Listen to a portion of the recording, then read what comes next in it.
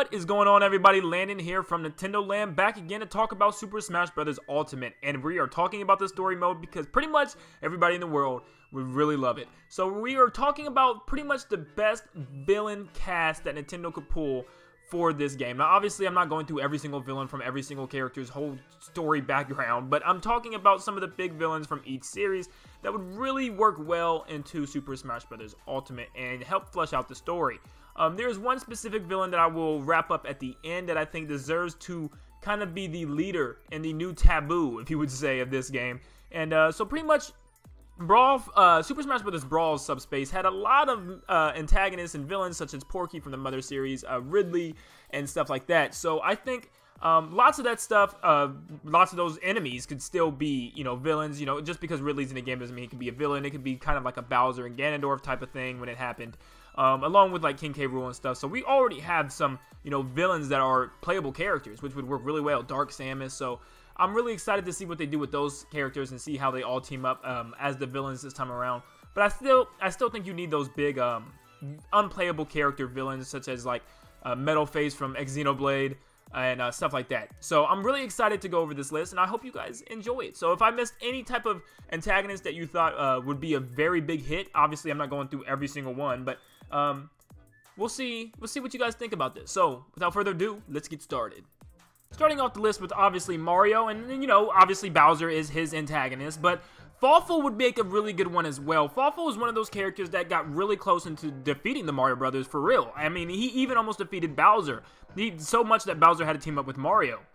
And Luigi, of course. So Falcon has his own robotic army, mastered after him. And I think he would be a really cool antagonist to, kind of take over some things. But for the DK series, I had Lord Frederick and Tiki Tong. So these games are coming from Tropical Freeze and Donkey Kong Country Returns, respectively. And, they're just some enemies that could be thrown in there. Lord Frederick reminds me a lot of King K. Rool. So King K. Rool's in there, obviously, as that antagonist. But maybe Tiki Tong can make an appearance as one of those heads and head and hand combos, but someone else on this list is probably going to take that. For the Zelda series, there are a lot of antagonists that go throughout the line, and obviously lots of people wanted Demise because he was just kind of that depiction of evil, the very first Ganondorf and all that, but I think he'd be really good as a big bad boss because he could also take the form of the Imprisoned, and that would work really well. But you also have Vati in all of his many different forms and that eyeball thing and all that. But we have Zant from Twilight Princess, and then we eventually come down to Skull Kid, which a lot of people want as a character, and me, myself included. I think he would be a really cool, unique character, and he could also play as a really cool antagonist in the game. Now, for Metroid, we obviously have Dark Samus and Ridley, which are two really good antagonists for a Smash Bros. Story mode.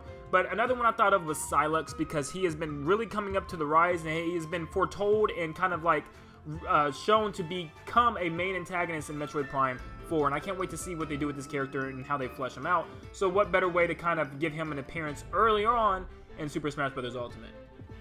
For the Yoshi series, it's obviously Bowser Jr., but we already pretty much have him.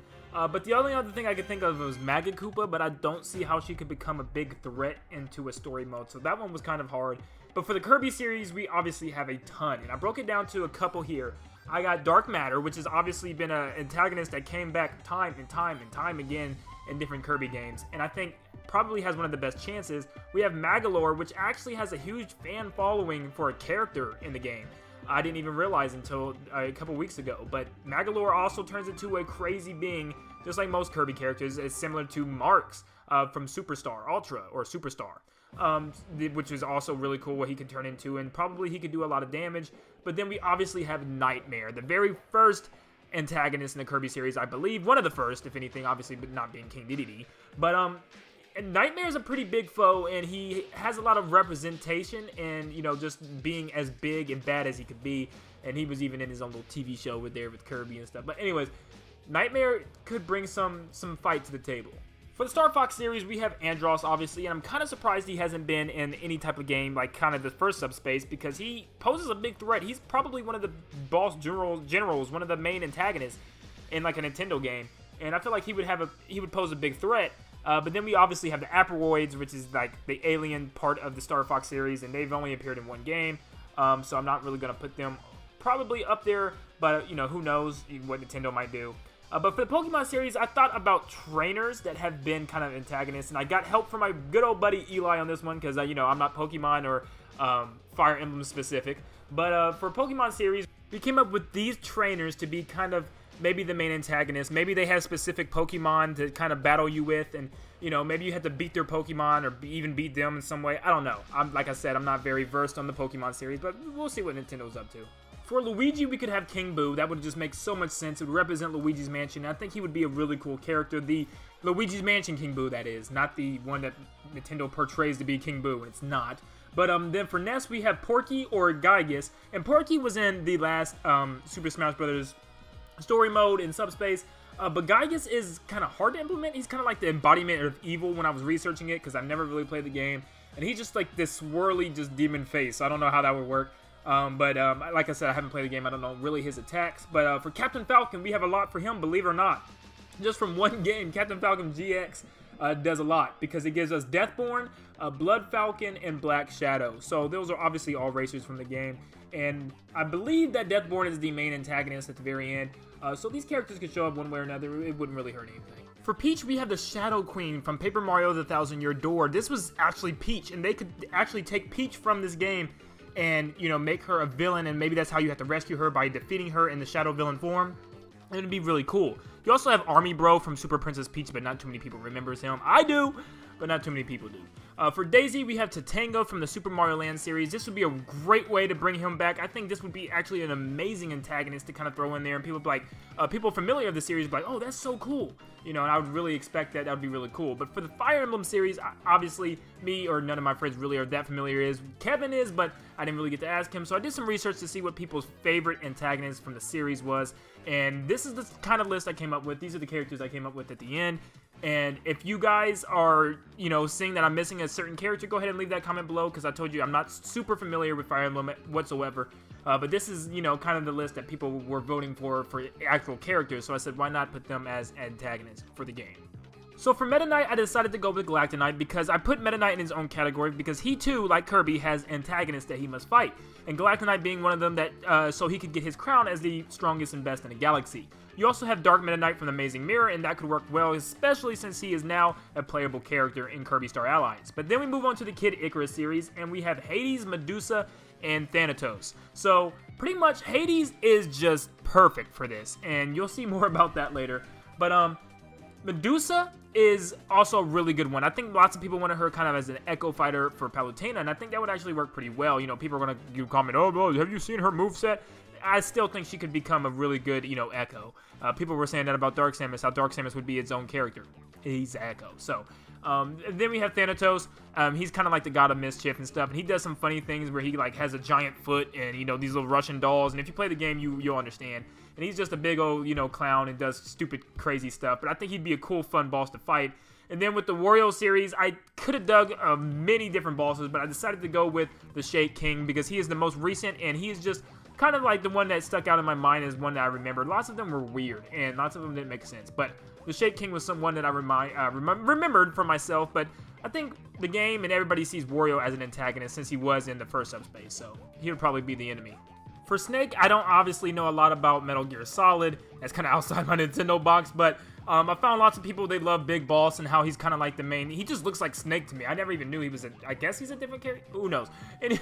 Anyways, moving on. We have Lucas, and we have Klaus for Lucas, and he's kind of like this boy. Like I said, I don't know the whole story, but he looks like this boy with a helmet and sword and stuff. I don't know his true story and how everything goes with his background, but I would love to find out whenever Mother 3 gets localized, for God's sake. But we have Sonic, and for Sonic, there's so many. I mean, so many. We have Dr. Eggman, obviously the main one, which would be really cool because he has a whole robot army and everything, similar to Dr. Wily, which we'll see here in a little bit. But we have Shadow, Chaos, and Metal Sonic. I think would be also other really good ones that they could throw in there. But then last but not least for this section, we have Olimar, which is obviously the Emperor Ball Blacks. This is kind of like the main enemy in the Pikmin series that returns over and over and over again. But I expanded out and looked at the other Pikmins, and for instance, from Pikmin 3, we have the Plasm Wraith, which is this giant gooey thing that starts following you around. It's really creepy and really crazy. But then from Pikmin 2, we have the Titan Dweevil, which is this giant spider, and it's just, you know, deformed with all kind of, you know, flamethrowers and spikes and stuff, and it's really unique.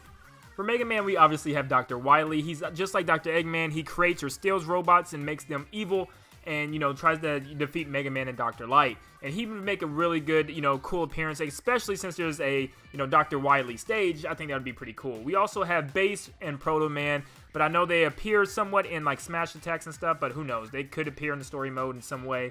But for Little Mac, we have Sandman and King Hippo. I think King Hippo would kind of, have that title there just because he's appeared in multiple Punch-Out games, and Sandman's kind of new. He's kind of replacing that last big dude. But who knows? He could be an antagonist in the story mode somehow. Why a boxer? I don't know. But, Little Mac needs someone to represent, his game of some sorts.